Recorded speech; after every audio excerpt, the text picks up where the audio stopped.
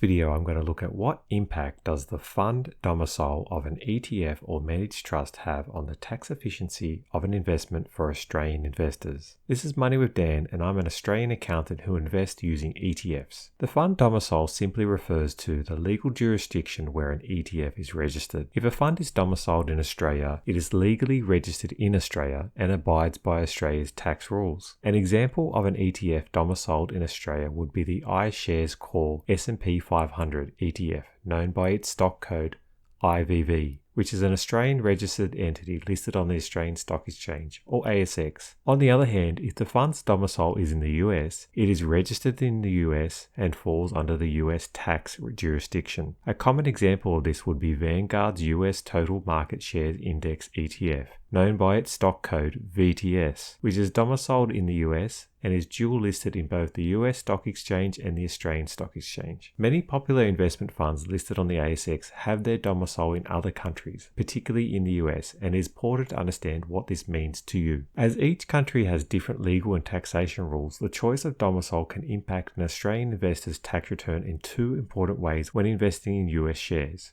which are 1.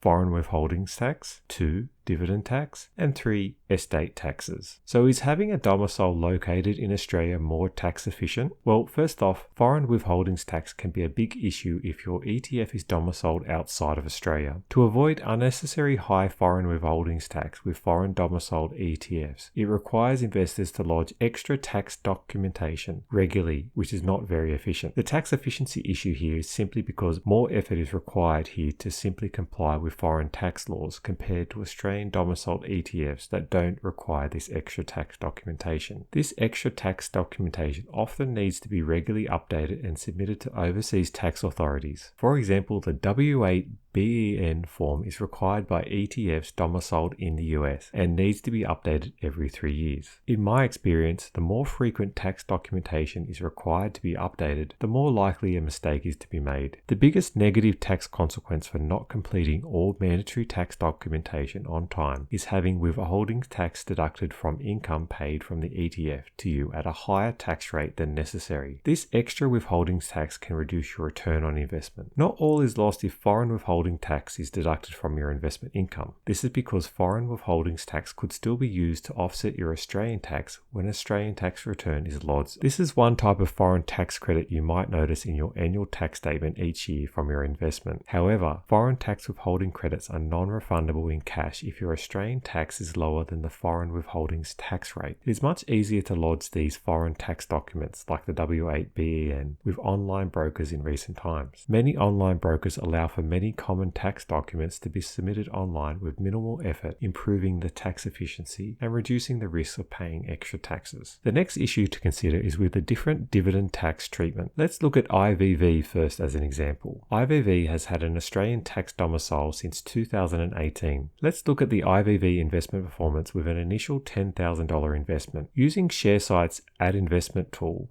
if I wanted to invest $10,000 in IVV on the 1st of July 2022, I would have bought 18 shares at $548.90 each, with a total cost of $9,880.20. Now, if I go to the report section of ShareSite here and then click on the taxable income, I can run a report to see all the dividends I was paid in the 2023 tax year as an Australian tax resident. The first thing to note is that even though all IVV's underlying investments are listed in the US, all distributions paid to me were reported as Australian trust distributions. This is because IVV is domiciled in Australia. As I will show you next, this would not be the case for an ETF domiciled outside of Australia. Just like other Australian domiciled ETFs, the tax distributions are reported into multiple areas of the Australian tax return, which includes sections for managed trust, franked income and unfranked income, foreign income, franking credits, capital gains, foreign income, and foreign tax credits. Since the underlying investments of IVV are US listed, Almost the entire income of $481.62 is shown in the foreign source column, with $72.74 of foreign income tax in this column here. It is important to note that the foreign tax credit of $72.74 is approximately 15% of the gross income of $527.34. This 15% tax rate applies to all Australian domiciled ETFs under the Australian Double Tax Treaty with the United States of America for portfolio investments. This withholdings tax rate is very favourable compared to many other countries, whose withholding tax rates typically range at 30% or more. If I paid tax on the taxable income of $527, which is grossed up to include the foreign tax credit, then I would be liable to pay $182 of income tax in Australia at a marginal tax rate of 34.5%, including Medicare levy, which applies to me because I have other income such as my salary. However, I can use the foreign tax credit to reduce this gross tax amount down to $110 of Australian tax. With an investment of $9,880.20 in IVV, the after-tax return on investment to me would be 4.22% for 2023. Having a lower withholdings tax rate of 15% for US investments means you will receive more cash income into your bank account, which is very tax efficient. As previously mentioned, foreign tax credits can be offset against Australian income tax when an Australian tax return is lodged. However, if you have a marginal tax rate of 15% or less, the excess foreign tax credit will not be refunded to you in cash by the Australian Tax Office. This could be an issue for self-funded retirees. That leads us to our next scenario. Is it more tax efficient to have an ETF that is domiciled in Australia compared to an ETF domiciled outside of Australia? Before covering that scenario, if you're finding this video helpful, please do me a favor and press the like button and consider subscribing for more videos like this. It really helps me to make more videos to keep you informed on Australian tax matters. Thank you. Now let's look at another common ETF that is domiciled outside of Australia, which is VTS. Again, using Shareside's ad investment tool, if I wanted to invest $10,000 in VTS on 1 July 2022, I would have bought 36 shares at $273.47 each, with a total cost of $9,844.92. Now, if I also go to the report section of Shareside here, and again click on the taxable income report, I can run a report to see all the dividends I was paid in the 2023 Australian tax year as an Australian tax resident. If I scroll down the page, I can see that the returns for VTS are shown separately from those of IVV under foreign income. Like IVV, all of VTS's underlying investments are listed in the US. However, VTS is domiciled in the US, and all the distributions are reported as foreign income only. Unlike IVV, the VTS distributions are not reported in multiple areas of the tax return. As VTS is domiciled overseas, its distributions will never be able to distribute franking credits, discounted capital gains, or deferred income like IVV could. These types of income each have different tax treatments in Australia, and sometimes they can be taxed at either a lower rate like discounted capital gains with the 50% CGT discount, or income can be deferred until the investment is sold, such as with deferred income. It is important to note that VTS is an index tracker focused only on US shares, so franking credits and capital gains would not be expected normally. However, on this basis alone, having an investment domiciled outside of Australia could be less tax efficient in certain circumstances, particularly if the ETF is not an index tracker. Also, all income that is paid by VTS had the same 15% withholdings tax rate applied, like IVV had, since it also had income subject to Australia's double tax agreement with the US. If I paid tax on the taxable income of $446 at a marginal tax rate again of 34.5%, then I would be liable to pay $157 income tax in Australia.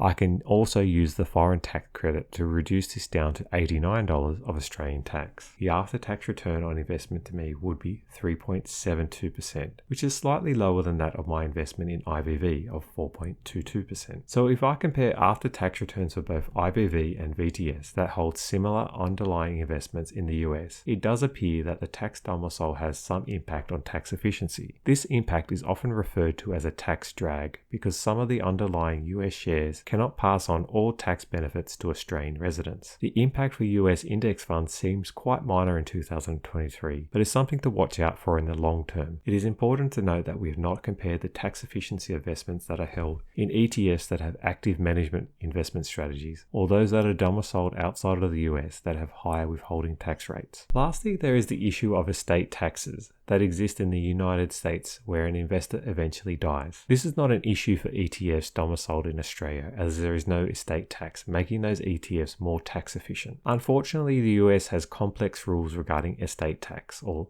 death taxes, for non-Americans. These issues affect US domiciled funds, but other overseas domiciled ETFs may also have similar estate tax rules. For US domiciled funds, if you have investments under the estate tax threshold for your given country's tax treaty agreement, there may be no estate tax to the US government. This threshold at the time of publication was approximately $11.4 million for Australian residents. For the average investor, this is not a major tax efficiency issue. However, this is subject to change. If it is changed in the future and you have a lot of capital gains, it could be very costly to switch. For countries without a tax treaty agreement, the threshold is only $60,000. If you did exceed the relevant threshold that applies to you, the US would take 40% of your US domiciled shares for estate tax that your beneficiaries otherwise would have received, and that is 40% of your total assets, not 40% of the capital gain. Estate taxes can make a big impact on tax efficiency in the long term for some investors. You may find watching one of these videos on your screen helpful to learn more about Australian taxation on investments.